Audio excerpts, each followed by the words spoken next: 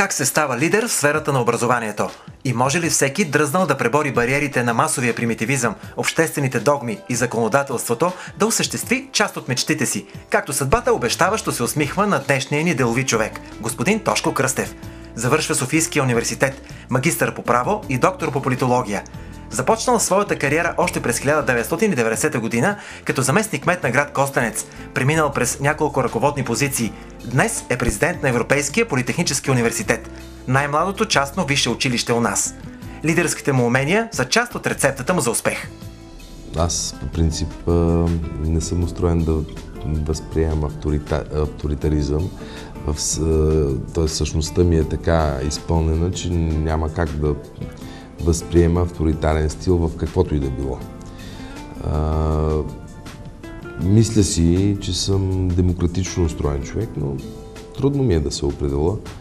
Може би хората, с които работя, могат да кажат повече, но си мисля, че важно е това, че аз не търпя няколко основни неща. Не търпя непрофесионализъм, не търпя лъжата, не търпя некоректността и така. Тоест, не правя компромиси с това, показал съм го. Най-важното за мен е, че съм освобождавал хора от работа, поради това, че не могат да свършат определена работа, не показват професионализъм, след което съм оставал приятел с тях и те са оставили приятели с мен. Екипът от преподаватели и служители, който избира, са ключ към постигането на поставените цели и мисията на университета. Иновативните подходи в методите на преподаване и атрактивните елементи са внесени умело, за да привлекат не само български, но и чуждестранни студенти. Благодарение на добрия екип, ръководен екип, който има университета, ние създадахме определени критерии, на които трябва да отговарят както преподавателите по всяка една от дисциплините, така и служителите. Искам да кажа, че не е много лесно да намериш в България това, което не е много разпространено. От една страна, като англоязичен университет, е изключително трудно да намериш преподаватели, които да преподават английски език. От друга страна, не само преподаването на английски език е важно. Той трябва да чете неща, които са изключително атрактивни и нови. Идеята се ражда преди 5 години. Тошко Кръстев, заедно с още няколко приятели, стигат до възможността за създаване на нов университет, който да се различава съществено от познатите до този момент в България. Минавайки през всички фази, предвидени от законодателството, днес вече върви към своята втора учебна година. Както всяка една дейност човешка, така и образованието има своите икономически параметри и с една дума бих казал, това е бизнес. Но той е особен бизнес, тъй като става въпрос за най-ценното в човешкото развитие, именно неговото образование. От това какво образование човек получава, така се предопределя и съдбата му. Така че бих казал, че намесата на Господ и на образованието дават като цяло съдбата на човек. И в този смисъл ние като университет, който е недържавен, сме на мнение, че образованието не може да бъде обект от внимание единствено и само на държавата.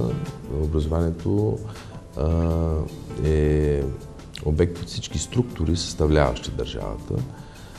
Вие знаете много добре, че това са институции, това са неформални организации, неправителствени организации, естествено и държавата. В основата на всеки сериозен проект стои предприемаческия дух, казва господин Кръстев. Затова и усилията му са в тази посока – да създаде здравата връзка университет, потребител, бизнес. Още от самото ни създаване, ние сме се създали като университет преди всичко свързан с бизнеса, в много тясна връзка. И бизнесът участва във всичките структури на университета, в неговите органи, в академичния съвет, в съвета на настоятелите, както и в преподавателския състав. Една голяма част от нашите преподаватели и асистенти са хора, които работят в бизнес. Това какво ще се чете на студентите като учебно съдържание също се съгласува с бизнеса и не точно съгласува, а бизнеса участва в неговото решение, тъй като ние имаме 1/3 от академичния състав хора, които са представители на водещи компании. Така че нашата връзка е изключително тясна и стажовете, които карат студентите също са така много добре прецизирани за какво точно става въпрос. Дори нещо повече, за първи път ние предлагаме на чуждестранните студенти под ръководството на наши асистенти стажовете да бъдат извършвани в държавите, от които идват. Това е нещо, което е изключително привлекателно за студентите и за първи път ние го правим това. Господин Тошко Кръстев използва умело опита си, натрупан през годините. Но кое отличава менажирането на образователна институция като тази от други сфери на бизнеса? В България няма изградена среда, в която образованието да се приеме като бизнес. Трябва да се знае, че университетите, недържавните университети нямат право да разпределят печалби, дивиденти и така нататък. Всичко, което е в приходи, в повече, се реинвестира за наука и образование.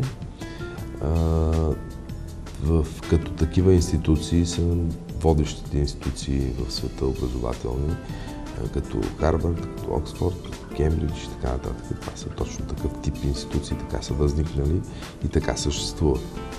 Изключително трудно се менежира нов университет, бих казал. Още повече, когато този университет не получава държавни средства, таксите не могат да покрият разходите, които са изключително много в началото на създаването на университета. И ние трябва да разчитаме на дарения от бизнеса, на договори, които са по-дългосрочни. Аз мисля, че ние това нещо започнахме да го правим добре, имаме успехи. И много същественото нещо е, за разлика, например, от държавните университети, че при нас има много строга финансова дисциплина. Приятелският кръг на господин Кръстев е изключително широк и пъстър. За начините, по които успява да релаксира и за любимото си хоби, ще ни разкаже с присъщите си ентусиазъм и усмивка. Общувам с всякакви хора, значи като се започнат от хората, които се занимават с хигиенизирането в университета и се стигнат до политици, хора от висшата държавна администрация. Много разнообразен кръг от хора. Много обичам да готвя. Малко време имам за това, но когато имам време, не позволявам никой да се бърка в готвенето. Това е моето хоби. И така се зареждам и с енергия, когато готвя. Иначе, нищо човешко не ми е чуждо, нищо, че го е казал един човек, който е голям философ за времето си. Но всичко много умерено. Напоследък, аз по принцип обичам да пътувам, но напоследък много ми се събраха пътуванията и чувствам, че вече е време да се разтоварвам от определени пътувания и хора от по-младите хора от екипа да заместят определени пътувания, защото искам да ви кажа, че за една година аз съм направил около 50 пътувания в чужбина, което е изключително много. В днешното издание на Кариера в рубриката Делови хора ви представихме господин Тошко Кръстев. президент на най-младото висше училище у нас – Европейският политехнически университет. Повече за образователната политика, иновациите и философията на учебното заведение очаквайте от разговора с неговия ректор, професор Христо Христов, в следващото издание на предаването.